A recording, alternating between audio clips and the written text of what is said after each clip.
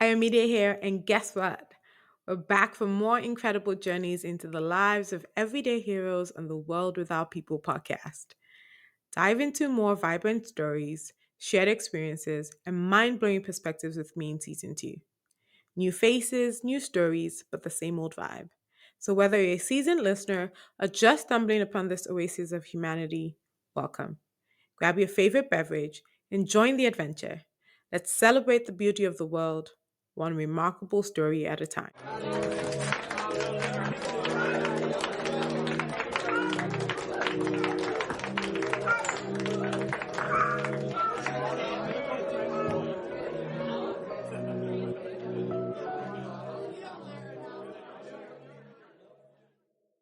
Hello, everyone, and welcome to another episode of The World Without People. My name is Ayomide. I am excited. I am always excited, but especially excited because I have my first author on the. Are you my first author? You are my first author on the podcast. Welcome, William Ifeanyi Moore.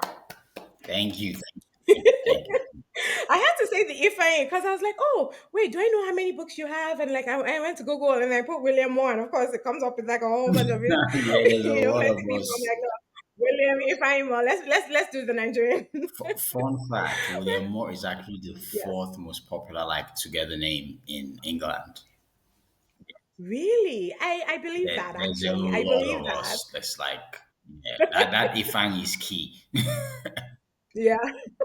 And it's funny because in Nigeria, especially for some reason, even our Nigerian names, like I had somebody at the last time I was at the airport, they're like, oh, somebody else on the plane had the same name and the same last name. I'm like, no, there's nobody that has mine has an N in my name, my full name. I'm like, there's nobody that has an N. She's like, no, it was the exact same name. So if not for your middle name, I'm like, Hmm. that's a Nigerian problem because we tend to have a lot of similar names. I don't know how many Sheya Jais, for example, that I know, like just Yeah, some random ass combination, and it will be like 10 or 20 or Kemi Dada. Oh my god. I know like four Kemi Dadas.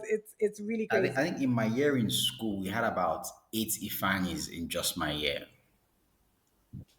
Yeah. Wow. Yeah, Okay. like like So, anyone that knows me that far, like they call me by my full name because we're so many Ifeanyis that they would have to call me like right. Ifeanyi More or Ifeanyi Wangba or Yeah, like yeah. it's just terrible, terrible.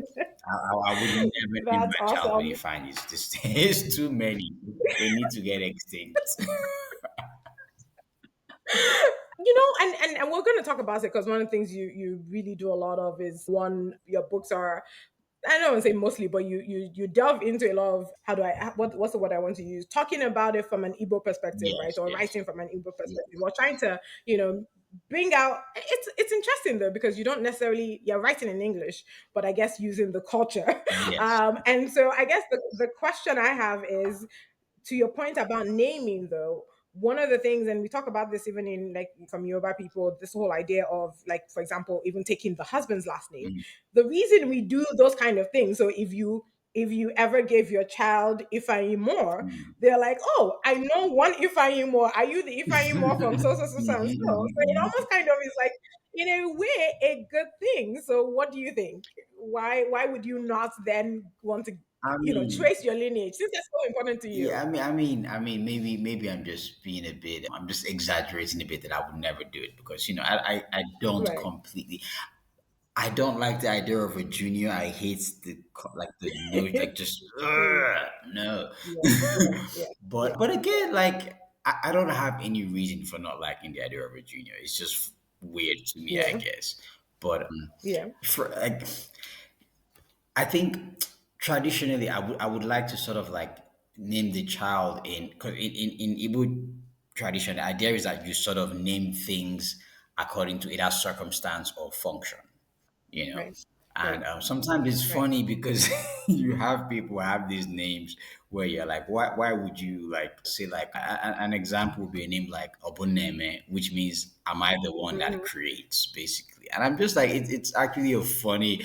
I mean, I get the idea that oh, it's God that creates, but I just wouldn't Yeah, find that created. really Yeah, funny. yeah, But yeah, for me, I would imagine, I would want to give my child a name that is somehow with the situation or sort of my right. aspiration for them, basically. And it's actually really interesting how, we didn't really used to practice the concept of surnames before colonization, and people don't really get that because surnames have become so ubiquitous with how we live now that we just assume that, oh, we always Yeah. had like surnames. It was always like you would say, oh, I am Ifeanyi, son of blah blah blah. Yeah. Which Exactly. is funny because when we watch it on TV in all these Norse mythology movies, we think it's so cool and we get Yeah. it, Yeah. because you're like, Son of I'm Thor, Ragnar, son of son of Yazoo. blah, blah, Yeah. blah. And I'm just Yeah. like, yeah, this is exactly how, like, a lot of African ancestors refer to themselves because you wouldn't have last names. It would be Right. who you are, who your father is, and where you're from is Yeah. how they would identify Yeah. themselves. So I am a finding of blah blah blah, son of blah blah Yeah. blah. But obviously they will say it in Igbo or Yeah. Yoruba or whatever. And I do Yeah. think someone needs to study how close mythology and culture and all that is to African cultures because they even had like a whole like masquerade system, all this kind of like Yeah. funky stuff. Which, like I said, like we watch it on TV and we see like Thor or Odin and I'm like, yeah, these Yeah. guys are literally the same as like an Amadioha or like a Shango or Right. or like Right. whoever. But just better, just it's all about branding. Yeah. Yeah. No, I like it. So if I'm hearing you correctly, you don't care if your wife takes your last name, or are you still an African man and want your wife to take your last name? Well, I mean, that's a good question. Honestly, it's not a thing that I think about. I'm not gonna lie. It's not even Yeah. it's not a thought that is like, oh, like I've never really thought about it. But Yeah. I think it is something that I probably find flattering. Yeah. Yeah, I would find it really, really flattering, but it's not a. Yeah. I don't look at it as a prerequisite. No, it's not a. Yeah. Yeah, I think there's too much.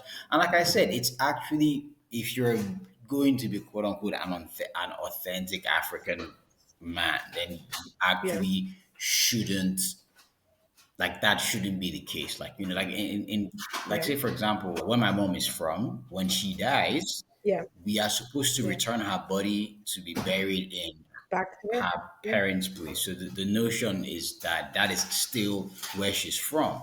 Now, if the Yeah. family feels like the marriage was really good, etc., they can allow you to Mm. bury her, where you're from, so that okay, we would allow that she become one of you, basically.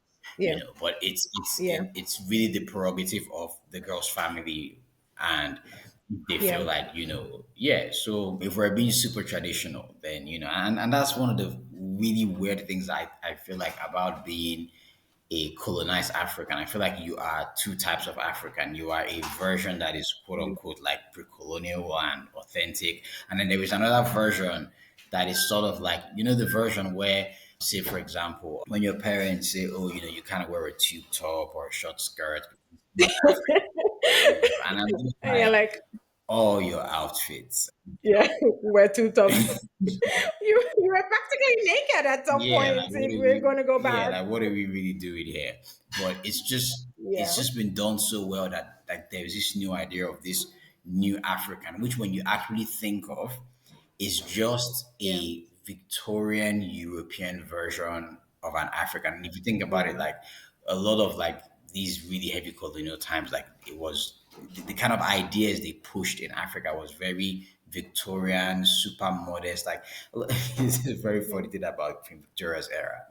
She had people put tablecloths to cover the legs of the Mhm. table because she felt like the legs were too feminine and could cause arousal. So it would be rude. So have these curved legs. Yeah, Yeah. yeah, Yeah. yeah, yeah. Hmm. Yeah, and that was the whole thing. Hmm. Like that was like how conservative the It mindset was. was. And what we practice as like when a typical African parent will say, "Oh, being African is that Yeah. super conservative version of Mm. like brought in from England that this is now the new like the new African now has to like wear long skirts and Yeah. XYZ." But yeah, I think it's a whole cycle. So now it's sort of like coming back. Yeah.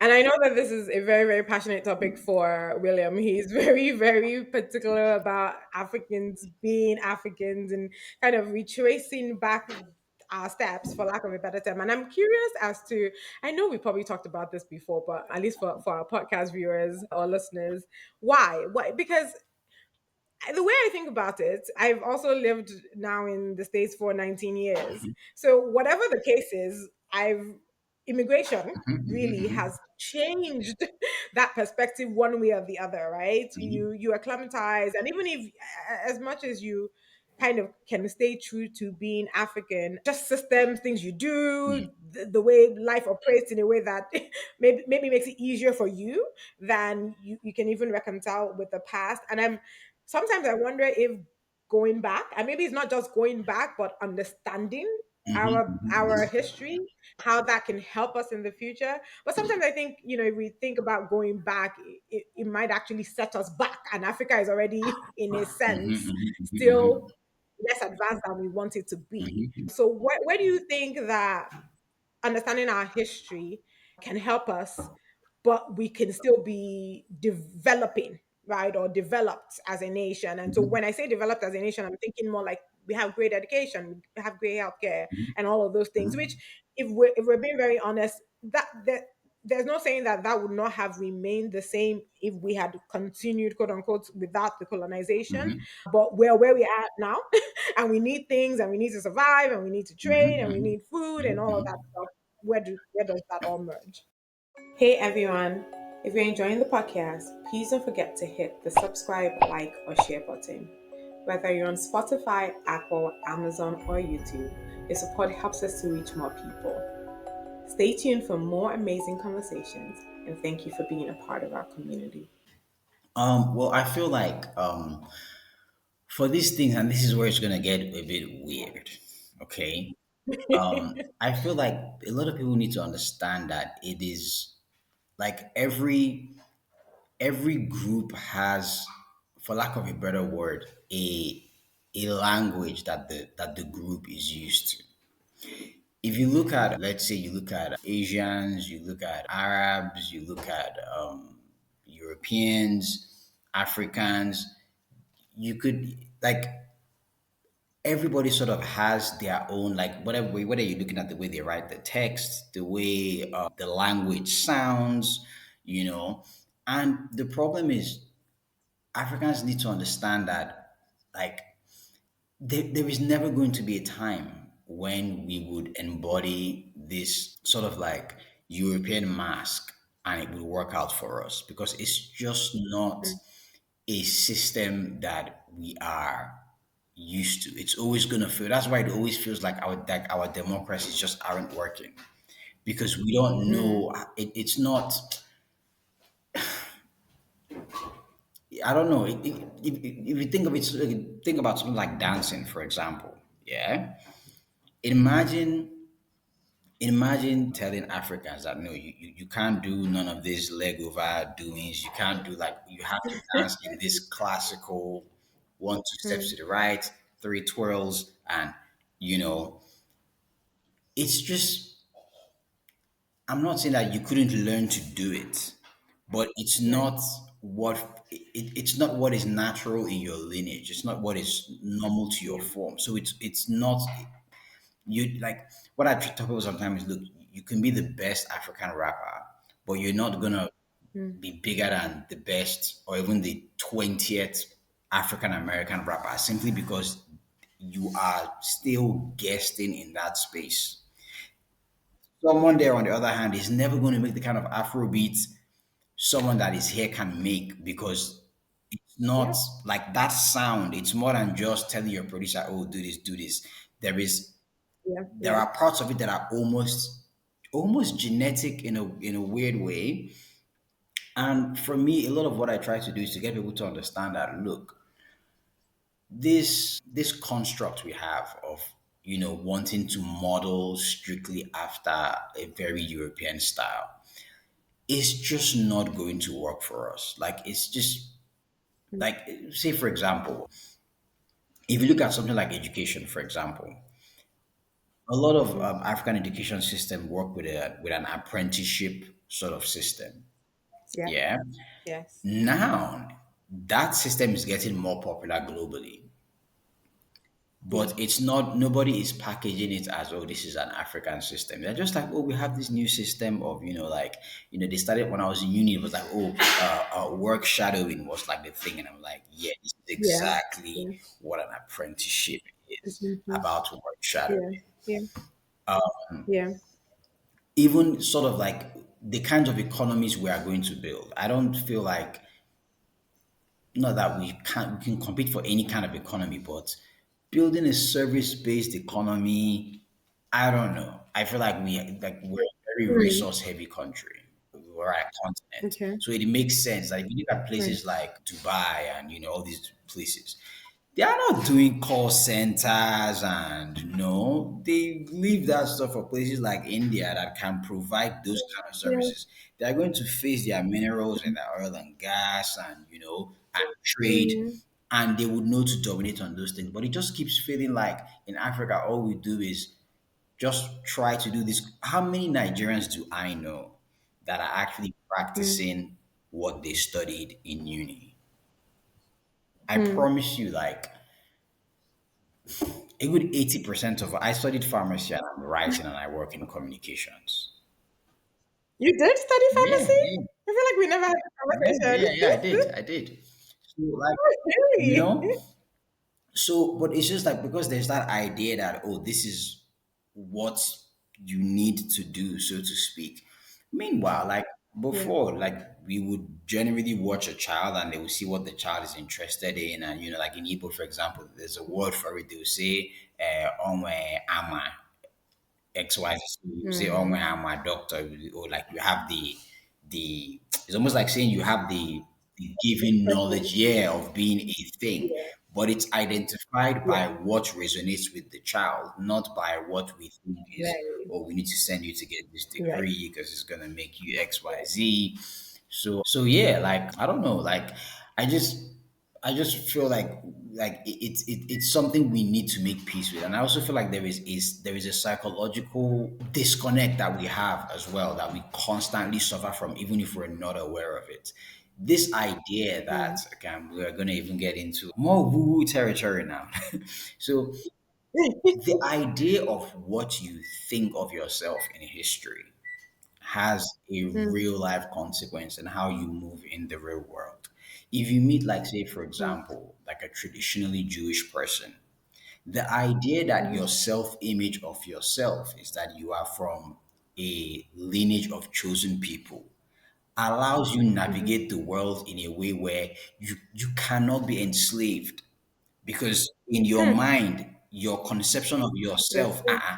what are from God's chosen people? You cannot. No, now come on, come on. But because our, like, for our own history is more of, like, people read Mm. Black history almost as if it like started from like slavery, and then you Right. get past that and all the other stuff. Like I always tell people that I find the word juju as offensive, if not even more offensive, than I find the Mm. N word. And a lot Mm. of people are like, oh, but like nobody cares, blah blah blah blah blah. Like, hey, yeah, but like nobody cares, blah blah blah.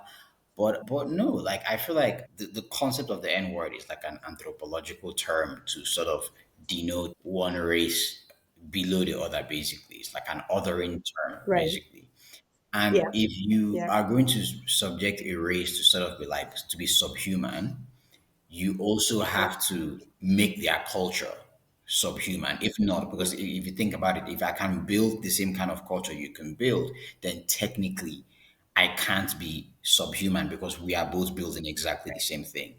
And what the Right. word juju is technically a catchphrase. The way like the N word is a catchphrase for sort of all, you know, Niger Congo black people basically, is the way the Yeah. word juju is a catchphrase for all the sort of like philosophical and spiritual beliefs of these groups. Yeah. Yeah. And it's a way to sort of like just say, oh, this stuff is like intelligible, or like, or heard not intelligible, and we don't really, this is just Right. some woo woo rubbish with like no meaning to it. So it's basically a catch term used to debase the whole spiritual practice of this group, you know. Mm. And it lives like that in our language till now. Like the typical African interprets juju to mean that. And whether we know it or not, when we assimilate these ideas, we are somehow assimilating the idea that, oh, my ancestors used to do this rubbish. My ancestors didn't Mm. have, any sense of philosophy or linguistics or any of these sort of Yeah. fancy intellectual cultural attributes, which if you study any of these cultures, you will see is actually not true.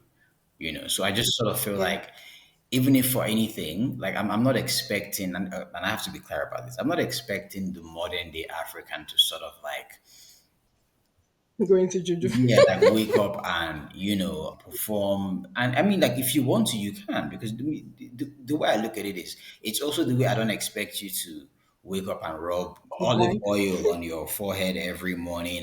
And, No. like, Yeah. the same way I don't necessarily expect you to do that. But the way I look at it is that, look, you just need to understand that that that requirement for spiritual sustenance that someone might Mm. go to in a Buddhist temple or in a mosque or in a church, I just want you to understand that the same thing is available locally, and it's not a thing Yeah. that requires you to be afraid of it, or like it's not this, like, I feel like these movies in the 90s absolutely ruined us. Like these Nigerian movies in the 90s Yeah. where all the plot lines, like literally every single plot was some kind of native doctor Juju. versus some kind of pastor, and eventually would end with "to God be the glory."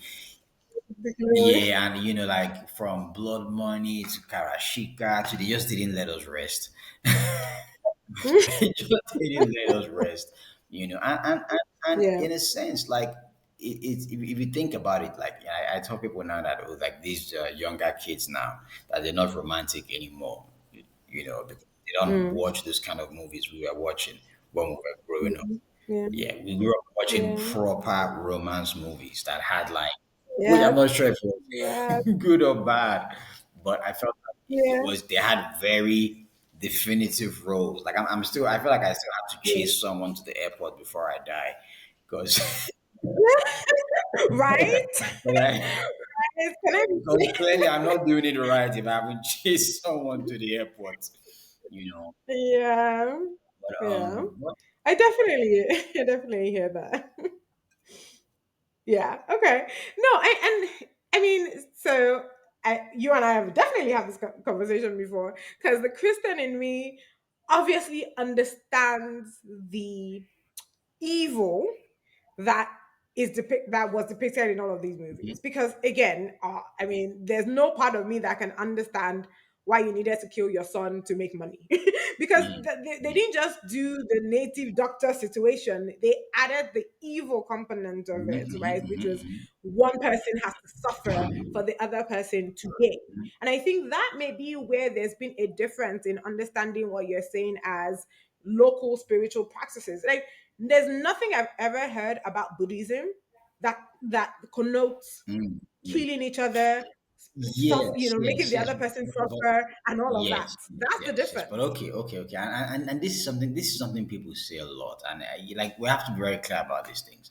Firstly, Yeah. yeah, you're not gonna go to, like, there is literally, you would never go to a shrine and they will ask you to bring your child. It just didn't happen. It's just not how it happened. You don't know No, that. it's just not. You do not know No, no, that. it's just not how it happened. Like, it's just not how it works. Like, no, no, like, Mm. to be a proper Dibia is not like this thing we watch on TV. Is the equivalent Yeah. of is the equivalent of imagining if Christianity was represented by, like, like these money grabbing televangelists. If someone sort of depicted that Mm. and did movies about that, and and tried to sell this idea that this is, like, this is what it is, this is what this religion, like, is about, basically. Mm. And so it's just Mm. basically really, really good propaganda. It's just really, really Okay. good proper. You're not gonna go to a DBR and say like, and the funny thing is now in like this our sort of modern time, you have a lot of people that these are not real native doctors. These are just opportunists, basically, that don't Mm-hmm. even understand any Mm-hmm. of these things. And Mm-hmm. they know like Nigerians, or I'm saying Nigerian, Africans, but I'm Nigerian, so I will speak for Apologies. Nigerians, are very prone to magical thinking. And Yeah. and I tell people this: look, if you go to the DBI and the DBI tells you, okay, bring, I don't know, bring chicken for me and we'll do XYZ. Yeah, and you go to church and they tell you, oh, pay this offering and we'll pray for you and XYZ will happen. You're doing exactly the same Mm-hmm. thing. There's no difference in what you're doing. It is the idea that you can give something to some higher power and bargain some kind of favor. Whether you're giving it Right. to Mario, how they are giving it to Jesus Christ, it doesn't matter. Mm-hmm. The instinct that makes us behave in that way is the same. And ultimately, what I try to explain to people about religion is it's a language. It is the language of finite beings trying to communicate to infinite realities, basically. So it's like us trying to communicate with God and asking the question of if a religion is correct, if is right or wrong. To me, is not a correct question. It is like asking, is English a better language than French or Igbo or Chinese? Right. It's not. There's no better language. It's just what these groups use, basically. And if you go through all these different languages, you would find that they still all have the same sort of, bring me water is different. This you say it differently in every language, but you are communicating that you're Mm-hmm. thirsty, basically. Yeah. So if you look across all these religions, you will see very clear mapped similarities in all the concept of scapegoating, for example. Yeah. Like Jesus Christ essentially is the highest level of a scapegoat. What is a scapegoat? In all these older religions, especially in those Israel era where Jesus there grew up, the notion of the Right. scapegoat is they bring a goat, they sort of Mm-hmm. blame put all the tribes suffering on this goat, and they Right. release it into the wild, and it's sort of seen as a way of cleansing the Right. tribe by burdening this Yeah. one creature with its problems and Right. whatnot. The notion of Right. Jesus Christ is exactly the same thing. It's having this Mm-hmm. being who is blameless and then can take Yeah. all our blames, so we Okay. don't Mm-hmm. have to. And I'm just like, yeah, you think you're doing something new, but the psychology is exactly the same thing. And this maps through in pretty much every religion you are going to see. When Buddhists talk a lot about reincarnation, almost every Yeah. African religion has reincarnation. People have names that suggest. I'm sure they have the Mm. same in Yoruba. In Igbo, when they call someone Nana, they calling Yeah. the child grandfather because they believe Babafio. Yeah. exactly. And I'm just like, Yeah. yeah, it's the same thing. But whenever people talk about reincarnation, they talk about it like it's strictly an Eastern philosophy concept, because for some reason Right. they just don't give African philosophy this kind of credit. I don't I don't know why. Yeah. But Yeah. I mean, I think it's interesting because, like the example you gave about giving, for example, my pushback would be, well, that's a pastor saying it. If you go into the Bible actually says if you don't give freely, then it's null and void, anyways, right? Like, there's not he's not asking you to give in any way that requires that you get favor. But to your point, right? To your point, right? Without one has to believe what they believe, right? I choose to believe Jesus Christ. Everybody, generally gets to believe who they believe, and at the end of the day, we can trust that the outcome is going to be what it is, right? But I think more importantly, it's maybe give room for understanding. We may not always accept, right? I think what you're trying to say is like, first of all, even do the for lack of a better term, study, right? Like learn what other, because to your point, I can't give any response to anything about Buddhism because I don't know anything about Buddha. Mm, Like I mm, mm. quite literally do not know. So it's not like I can now come and be like, oh, but then the Buddhist or and to your point, we call it juju because that's the group we call it. But I don't know anything about those spiritual local practices that I can now be going. I can only talk about what's been depicted. And to your point about depiction, right? If I look at Norse mythology, I remember one of the, because I'm in love with Marvel. I love everything that they do. But there's this idea that to give, like, if somebody died or whatever, then a life for a life, basically, that whole idea, right? Like there's been some kind of depiction around things like that. And to your point, I look at it and I think it's cool, and I know some of it is from Greek mythology, so I'm like, oh, it's cool, like, because the only I mean, yes, I've read a few, but like, really what has formed Mhm. my opinion about it is more from movies than anything, and we have to realize that movies necessarily aren't life. I mean, except the documentary, and even that is not I always mean, 100%. now we are firmly in the era of what I call metatainment. I feel like our Mm, our reality is built more on entertainment information than real yeah, information. Like, yeah, and yeah. I have to remember this guy's name. This guy that wrote Simulations and Simulacrum, Jean Bulliard. So is this old school linguist? I don't know if he's still alive. I don't want to say he's dead and he's alive. Mm. But he's yeah, he's quite he'd be pretty old if he's still about now. And Yeah. he had this idea where he defined the idea of the concept of a simulacrum as a copy of something that is different from the original. So so like an Mm, example would be when you watch a movie where America won the Vietnam War, for example, or where mm, are depicted to be mm. victorious. Right, Yeah. right, The war right. happened, so it's a copy of the Yeah, war, but it's a copy that is not right. like what actually happened. But Mm, now we are like, and his prediction was that reality will be filled with so much of these simulacrums that we will start to yeah. make up, that they would now form, like you would ask people, oh, what do you think happened? Fact. Yeah, and they'll be like, "Oh, yeah, Yeah, yeah, X, Y," and they would say it very confidently just because it's yeah, filtered out that much. And of course, everybody knows yeah. like movies are just Yeah. nicer to watch and fun and cool Mm, and yeah, right, compared to like reading like some long history text or yeah. whatever.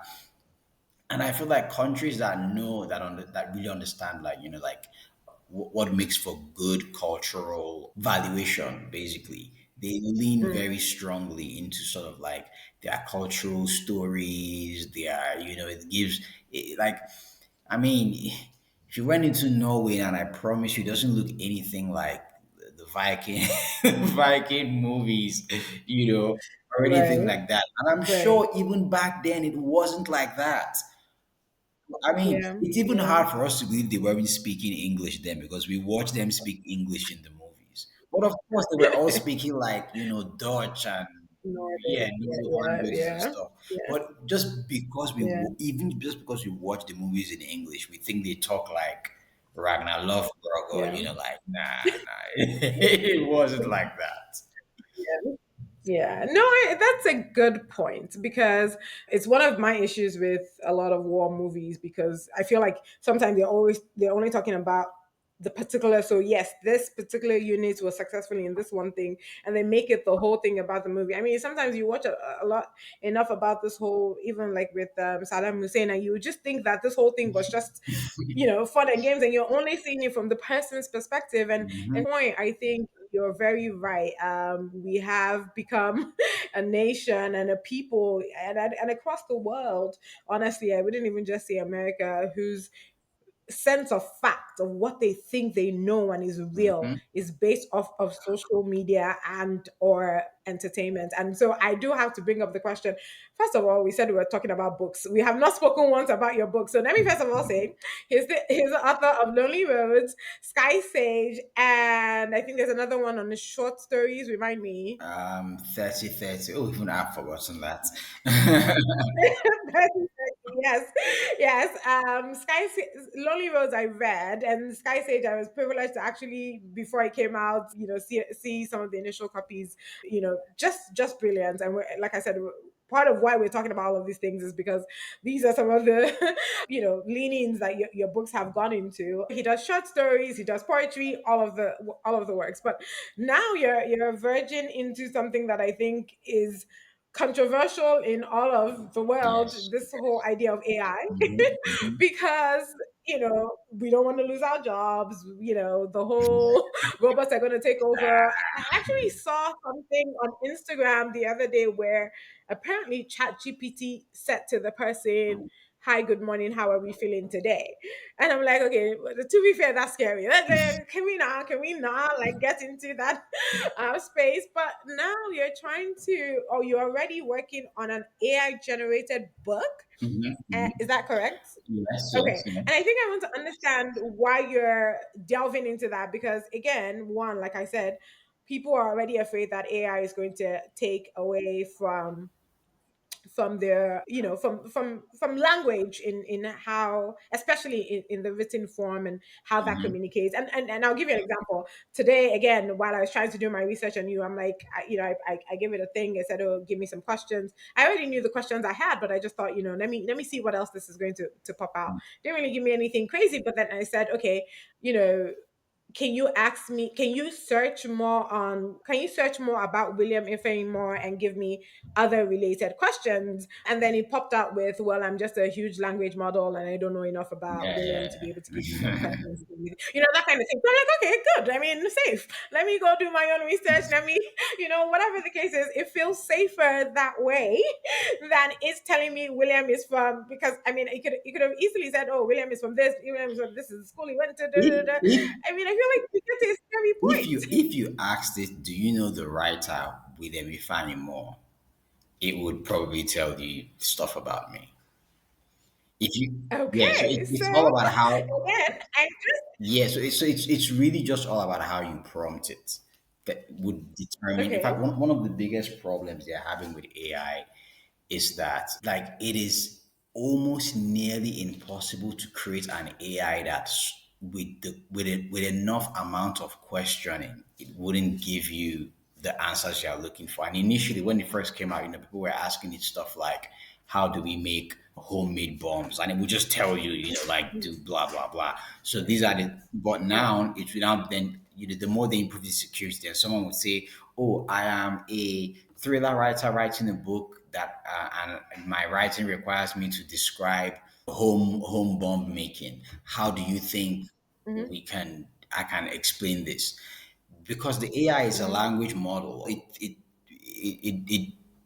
It would just think of it as, oh, you're not asking me. And you have to understand, these machines don't have any idea of the outside world, so mm, they're not smart in the way people think they are smart. They're just very good at processing, language information, but they're not like you could trick.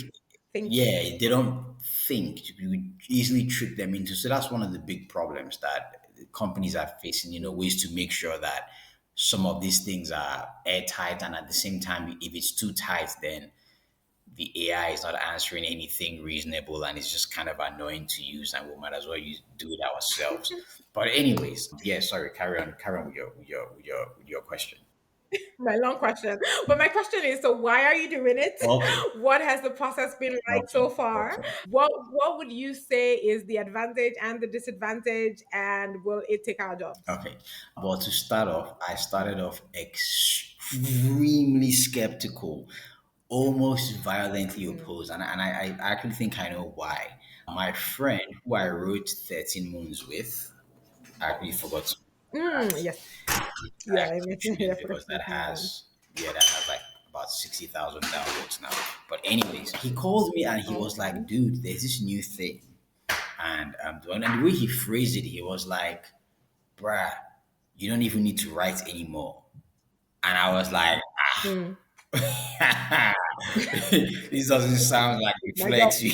you think it is. What do you mean I don't have to write anymore? So I sort of like approach it from this idea of, oh, they've made this thing that, is supposed to like replace blah, blah, blah.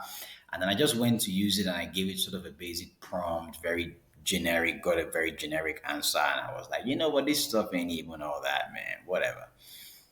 Yeah. And then, right before our eyes, every other, I felt like every 2 weeks they tell us, oh, it's getting better now. Oh, it has 10,000 parameters now. Oh, it has 100,000 parameters now.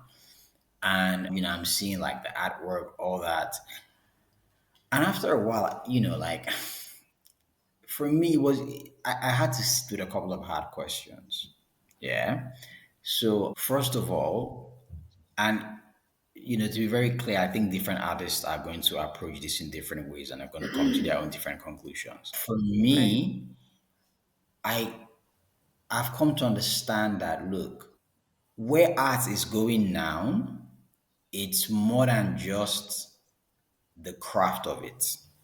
It's become Mm. like it's become an industry.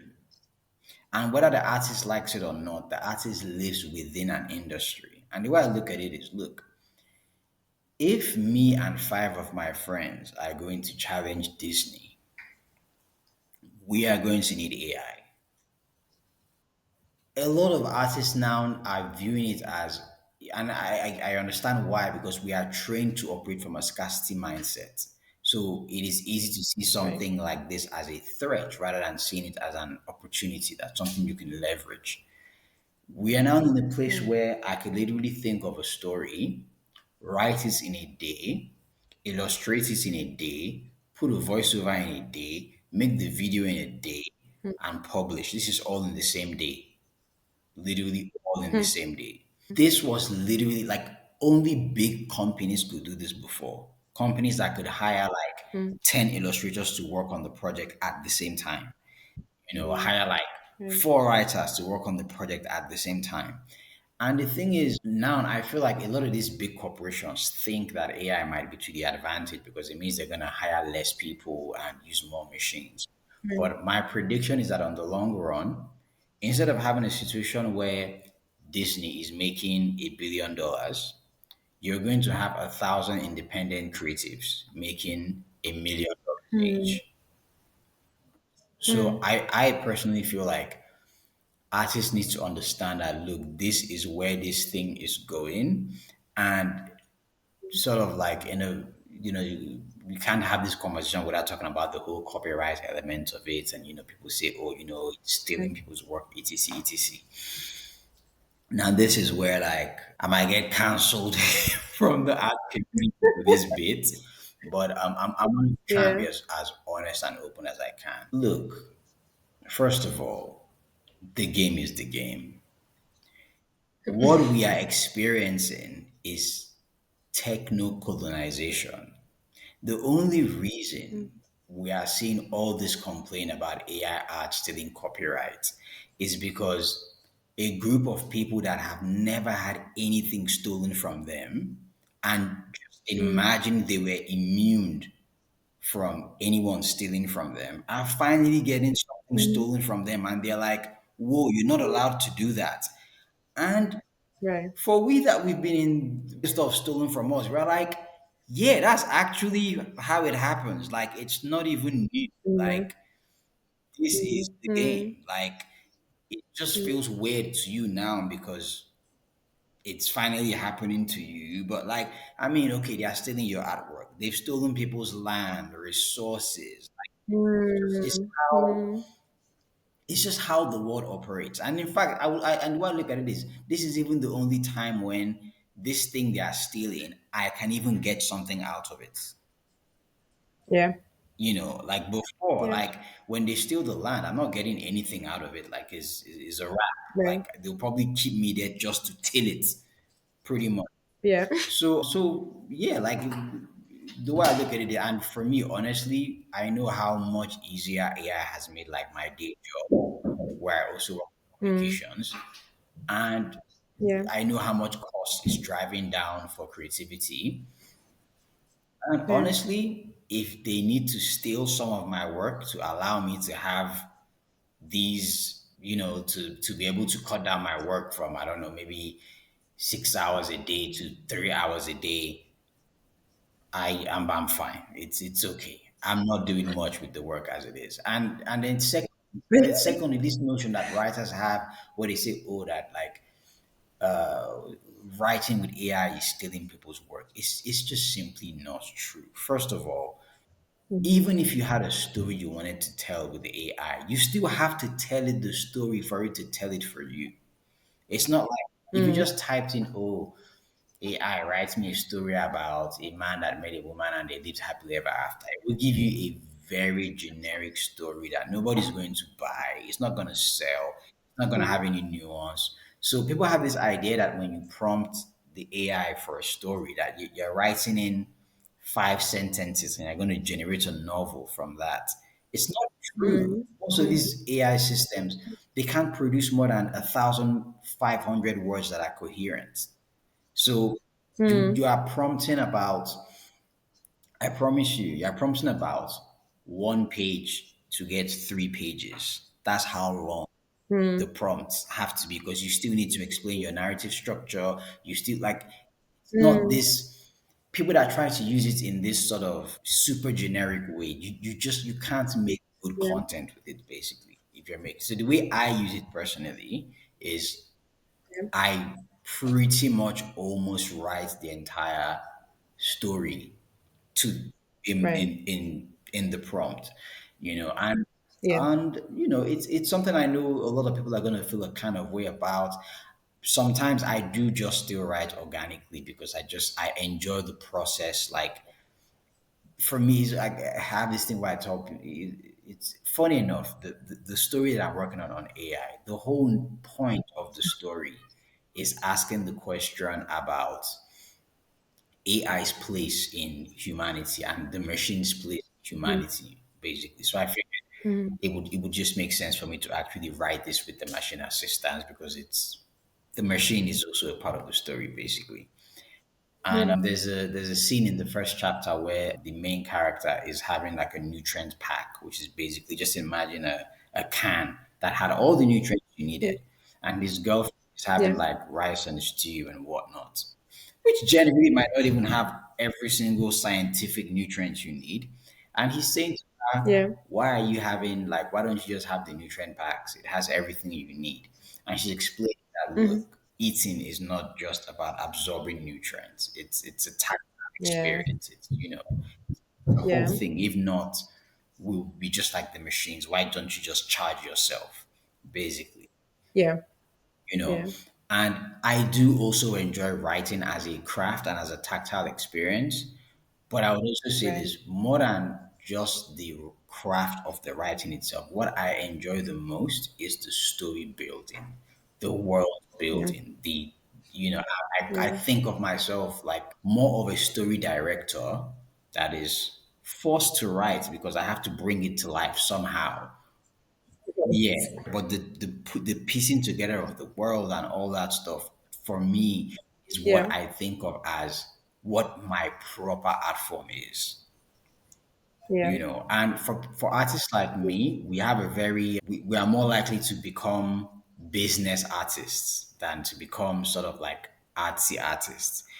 Which I also feel Yeah. some people feel a kind of way about that with me because they feel like the kind of art that I make is very Mhm. comes across as very organic and very non-business and very, But I try to tell people, look, like they've made money selling the Bible, okay? So I need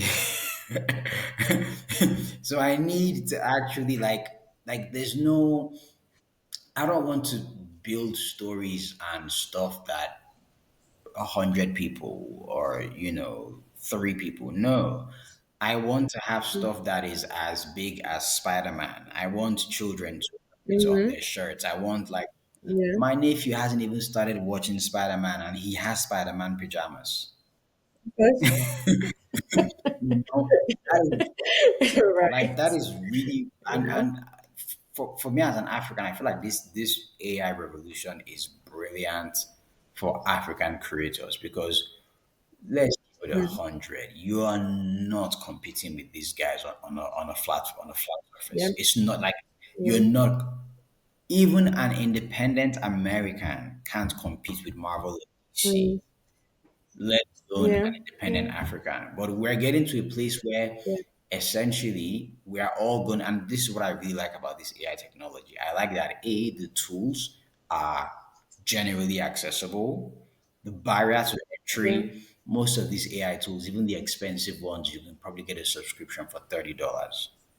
Still a bit Okay. expensive for some places in Africa, but it could Yeah. be worse, like Yeah. compared to like Photoshop Mm. or having Yeah. and they run on the silliest computer systems because they're all cloud based.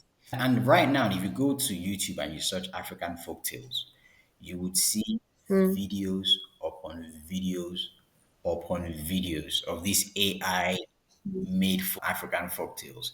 And these things are raking in views, I promise you. Yeah. Interesting. Chimamanda cannot get the views these channels are getting. I'm looking Oh. around and these guys, they're not writing the next biggest story. No, they're not even.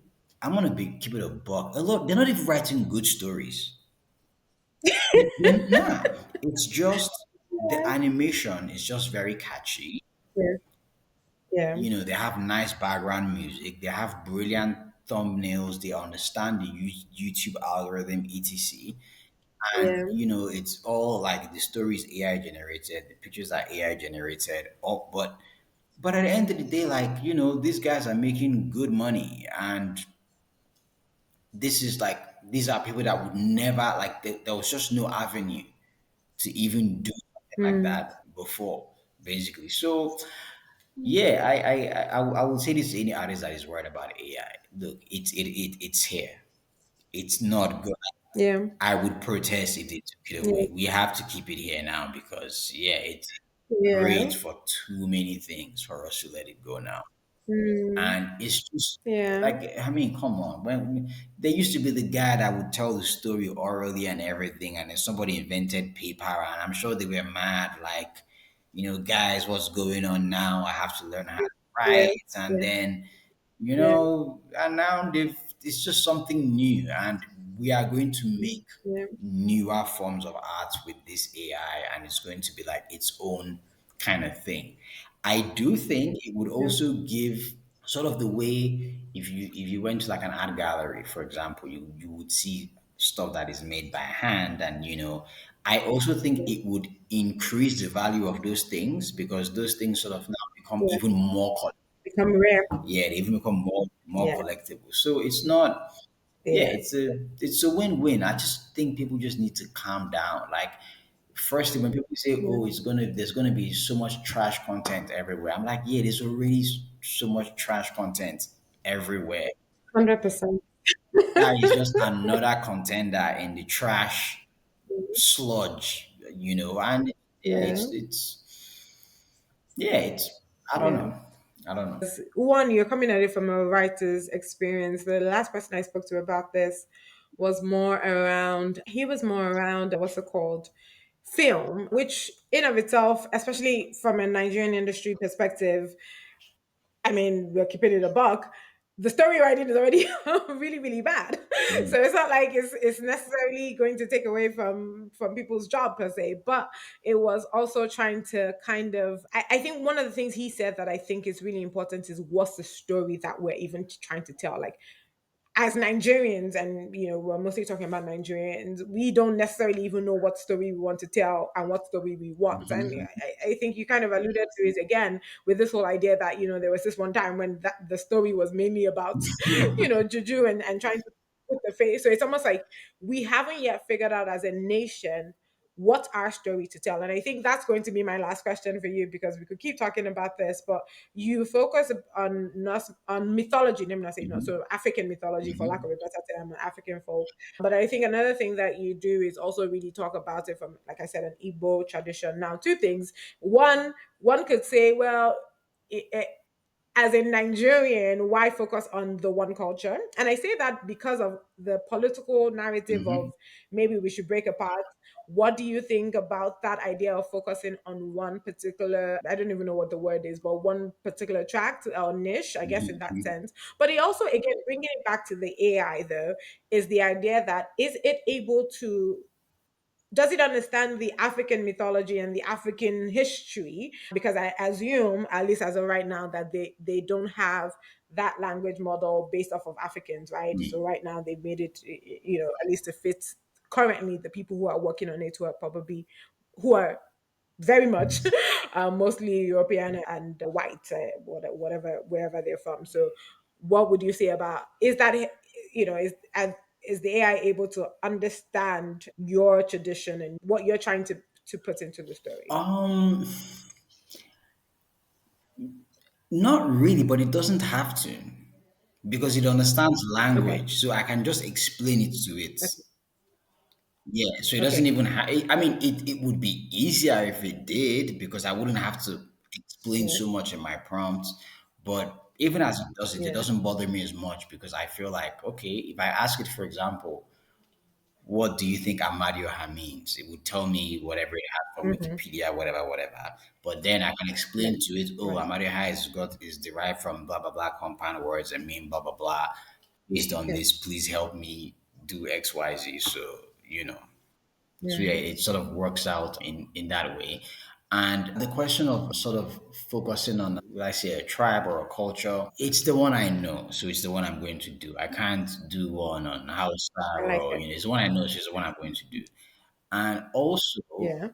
it's a conversation that I don't know if I don't even know if we're ready for it or if we're ever going to be ready for it. But like, I strongly believe that the way America identifies itself as a United States of America, I feel like African Mm-hmm. countries are supposed to all have like united. So we're supposed to be United Tribes of Nigeria, not United States Right. of Nigeria.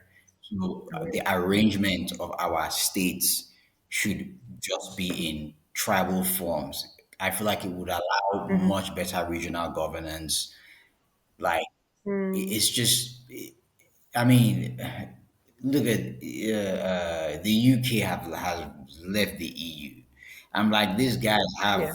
have more cultural similarities with like all these European countries, and you can't stay in Yeah. this EU for like a good 2 weeks, because because ultimately a lot like nations understand that all nations are first tribes. America is a tribe. There is a tribe to Mm. There are things that are sacred to Americans. Like there is Yeah. no we struggle with the idea of something that is sacred, that is Nigerian. Mm. If you burn the Mm. American Constitution, any American Yeah. can attach you Yeah. anywhere, anytime Yep. for that. Even the flag. If you Constitution burn is the flag. American like on site, if On you burn the site. Nigerian Yeah. flag, nobody is going to attack you. But if you Hmm. burn like something that is considered sacred to like a particular tribe, Igbo. someone from that Yeah. tribe Yeah. can feel Yeah. a certain way about it. And it's like it's just one of those things where, like I But isn't that the problem? That if we thought about it first from a Nigerian perspective, as in don't burn the flag because we are all one, yeah, and still don't burn the thing that is unique to me, because either ways we don't have to go, why do we have to go far to the states, even something that is unique to my own family? Right, don't burn it, right? But the fact that we don't even think about burning the flag as a problem, that is because isn't that a problem? yes, yes, but that is because the psychological relationship we have with the country is very estranged. Hmm. the psychological Mm. relationship an American has with America is very, it's almost like a parent-child relationship. An American believes Yeah. that if war broke out and they were anywhere, they believe America will Yeah. come for them. Oh yeah. They will. You know, like you believe it that no, like That's why we all get you passports. understand, like so because of that, because that history already exists between the citizen and the state, it is easy to have Mm. those kinds of feelings. But we've never really had that kind of experience with at least Nigeria. It's always felt very like you are the subject Yeah. of the state, Yeah. basically. So Yeah. it's very like the place that we feel that sense from is more so from a tribal perspective that, oh, if I was, Mm. if I was stuck somewhere and someone heard me speak Igbo, they are very likely to help me Yeah. just because they're like, oh, yeah, Mm. also, you know. Yeah.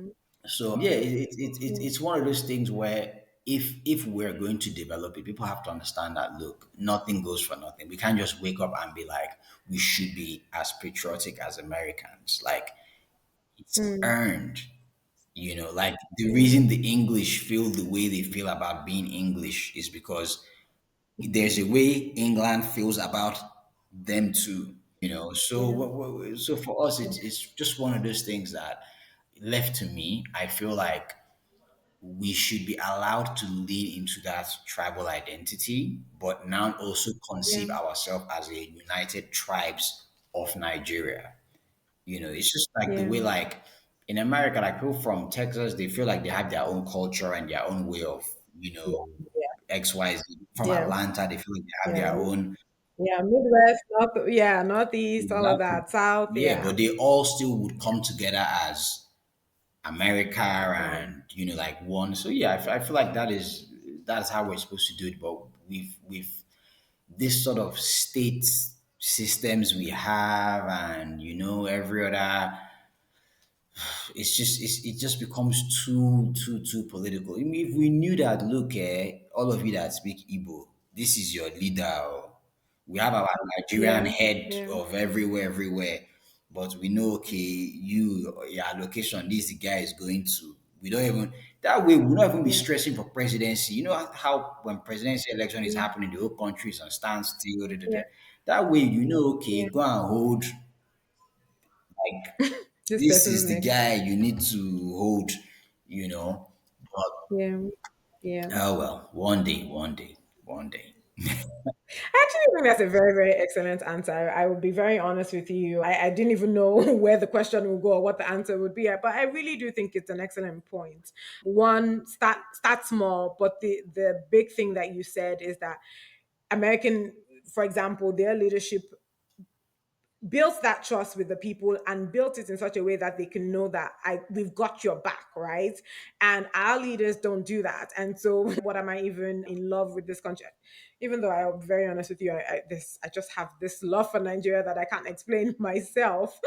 But I also think just something my father actually put in me. But it doesn't make sense on a normal because what has Nigeria done for you? And that's just the truth of the matter. America will do for you, and Americans know that they can then do back, and we don't have that. And I think that until we get that, maybe that's what we can do. I mean, my fear is obviously that in building the local tribes, then we start to get more apart. So how do we end up coming back together? But I guess we just have to start somewhere, and we'll cross that bridge when we get. I honestly think it also has to do with, like, I am very, very fascinated and interested in Yoruba cosmology because I don't understand the language, I don't understand it as well, Yeah, but I watch the videos and yeah, because yeah, to me it's just as fascinating. So I think we also need to develop that idea of not seeing the tribes as competing, but as complementary, or as right, yeah, like it's sort of the way the English will see the French, you know, or yeah, or yeah, they will see the Greeks, they don't see them as, oh, we are dragging, like, nah, like, yeah, is we. yeah. For real, For real. I love that so much. Okay, last question. What's been the hardest book you've written so far? And what are you working on next? Ooh, hardest book I have written so far. Easily the one that I'm hoping will come out next, Akala, because I think that is actually the book Mm, that really got me into like Igbo cosmology. Already during the pandemic, so it was like very heavy research. I didn't have anywhere else to go. go. So yeah, I would yeah. say that was probably the heaviest, and I sort of think of it as my most important work as well for the series of it. Okay. Currently, I'm working on this AI series. Funny enough, as much as the AI series is very action, pim pim pim, and all this, the theme that I'm really trying to tackle, I also feel is super important because when we watch like the Terminator and all these, futuristic movies and stuff, it it creates this idea that the whole AI fight is going to be humans versus machines, blah blah blah. But Right. it's really not going to be like that. It's actually going to be more so Mm-mm. People versus people. people versus people. It's going to be a lot of like people sort of hogging, like heavy computer power or, and we are already there. Like, look, if you think of the Yeah. the grip the social media algorithm already has on creatives, I'm like, why are you Yeah. even worried about AI?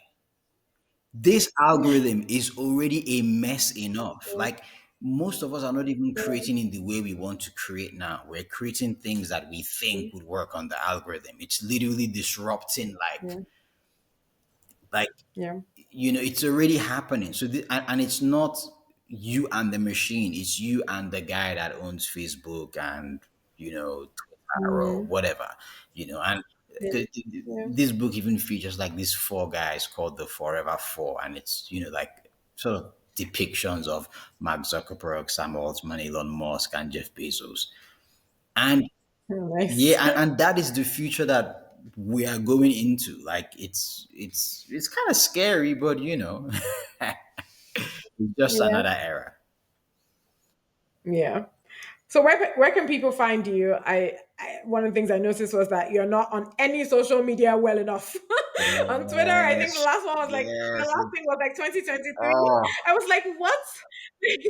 I look, couldn't even find a place where you had all your latest. Like, okay, this like not. I don't even think there's anything that has. I think Sky Sage was the last look. thing on It your is website. so 13 bad. Moons is not there, and I read 13 Moons It too. is so bad. It is so. It is actually terrible. Like, look. No, you need to fix I that. do. I'm So where can actually people find actively you? working on that now. And I'm actually actively working on fixing that now. I Okay, reckon okay. my Instagram probably has the most, yeah, it has the most direction to my Yeah, stuff. It's taken okay. me almost 10 years as a creative to admit to myself that maybe I need to take social media seriously. But yeah, Yeah. I've had a pact with myself since this month that, I'm going to like a bit more.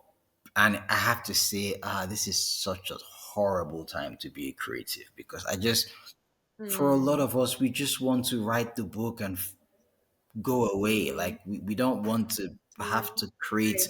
100 reels and funny videos, and but it's just like we are already in the circus now. Like like Mm, you yeah. you can't get away from it anymore. But yeah.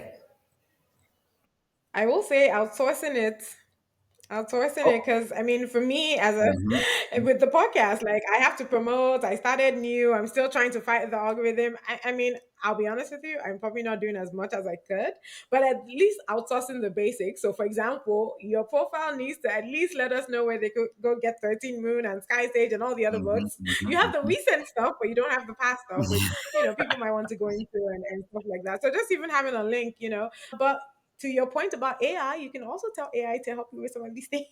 Oh yes, yes, So, definitely, including definitely. the reels, including the reels and stuff. So I think it's leveraging that. But and the artist in me, the one who obviously likes writing, which is how we connected, and things like that. I understand 120%. And I was looking at my Instagram even this year. I've only put up, like, of my own personal this thing, like 4 posts.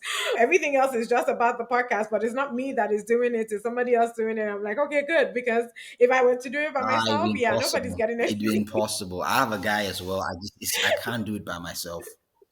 Like it's not possible. You Yeah. would you would burn out if Yeah. you are creating Yep. and promoting at the same time. It's just I would not advise it. Yeah. Yeah. All right. Thank you. Thank you so much. This has been awesome. You get to ask me one question on anything. Hmm. One question. I always tell people, and then they always do this. It's Always so more funny. difficult than you can imagine. Hmm. Why are you hosting this podcast? What is your why?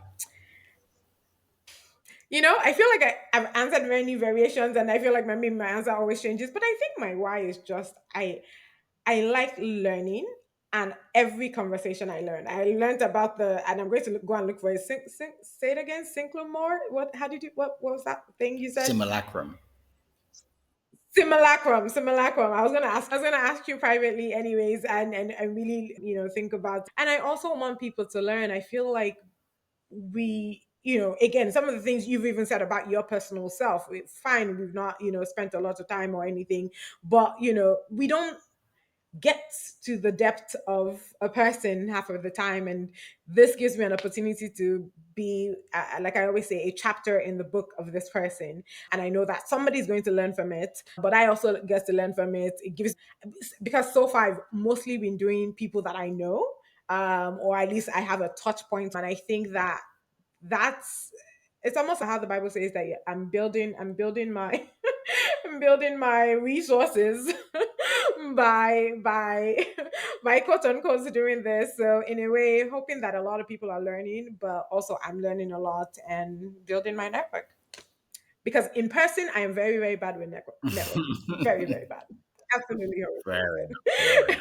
it. Work wise, for example, totally horrible with it. Totally horrible with it at work. So at least in this sense, I'm building my catalog as well. So I feel like I've answered this question like 10 different ways, but it's all to the same point. All right. All right. I Learning, feel like this is learning. the one you're Yeah. going to stick to. I think so too. I know, right? Because This one felt very complete, very well thought out. yeah, yeah. Thank you, thank you. Look forward to obviously releasing this, but also to seeing the book. I actually have to go read this new one. Tell us the name. You actually never said the name of the AI one. I just know it. It's called MechMan. Mechanical, short form for McMahon. mechanical Okay. man. Yeah. I love it. So looking forward to reading McMahon and to the release of Akala. He'll have his website up by the time, or his links up by the time this comes out. So you guys can go on his Instagram and get all of his stuff. We'll share the Instagram obviously with the post. But please go read the past books. Lonely Roads, one of my favorites. Sky Sage, I guess because I've seen the beginnings of that. I don't know if I ever finished reading the back end of 13 Moons. Have I read it? I think I did actually. I think I did. So yeah, but I remember like off of my head, I can tell you Sky's Age, the story, and Lonely Roads, and I think definitely go read them. Thank you so much, William. Thank you for having Ifeanyi. me. Let me be correct so that people so people know who it is. William Ifeanyi Moore. Thank you for having me. Thank you for having me. Thank you. Thank you for joining me on today's episode. Just like you would share with friends about a great book you read, don't forget to share this if you enjoyed it. Connect with us on IG and Twitter at TWWPcast and get details on the website at worldwithoutpeople.org. And hey, remember to make loving others the story of your life. Until next time, this is the world without people.